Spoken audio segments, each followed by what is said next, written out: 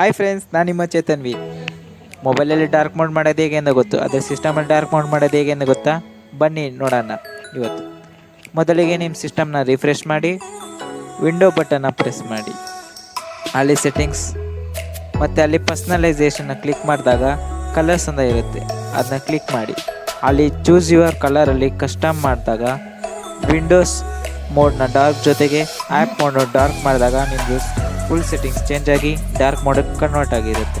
ನೋಡ್ಬೋದು ನೀವು, full screen dark ಆಗಿದೆ, ಜೊತೆಗೆ ಟಾಸ್ಕ್ ಬಾರ್ ಡಾರ್ಕ್ ಆಗಿದೆ. ಈಗ ವಿಂಡೋಸ್ ಬಟನ್ ಪ್ರೆಸ್ ಮಾಡಿದಾಗ ನಿಮ್ಗೆ ಅಲ್ಲೂ ಡಾರ್ಕ್ ಆಗಿ ಕಾಣಿಸುತ್ತೆ. ಈಗ ನೀವು ಬೇರೆ ಕಡೆ ನೋಡಬೇಕು ಅಂದರೆ ಗೂಗಲ್ಗೆ ಹೋಗಿ, ಗೂಗಲಲ್ಲೂ ಡಾರ್ಕ್ ಆಗಿ ಕಾಣಿಸುತ್ತೆ ಬ್ಯಾಕ್ಗ್ರೌಂಡ್. ಈಗ ನನಗೆ ಡಾರ್ಕ್ ಮೋಡ್ ಬೇಡ, ಲೈಟ್ ಮಾಡಬೇಕು ಅಂದರೆ ನೀವು ಸೇಮ್ ಅದೇ ಥರ ಸ್ಟೆಪ್ಸ್: ಸೆಟ್ಟಿಂಗ್ಸ್, ಪರ್ಸ್ನಲೈಸೇಷನ್, ಕಲರ್ಸಲ್ಲಿ ನೀವು ಡಾರ್ಕ್ ಇರೋದನ್ನ ಲೈಟ್ ಮಾಡಿದಾಗ ನಿಮಗೆ ಲೈಟಾಗಿ ಕನ್ವರ್ಟ್ ಆಗುತ್ತೆ. ಜೊತೆಗೆ ಲೈಟು ಬ್ರೈಟ್ನೆಸ್ಸು ಇನ್ಕ್ರೀಸ್ ಆಗಿದೆ ನೋಡ್ಬೋದು.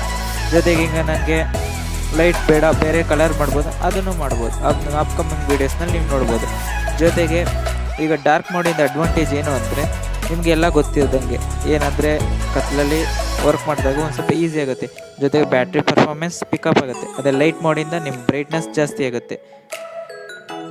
Thank you friends.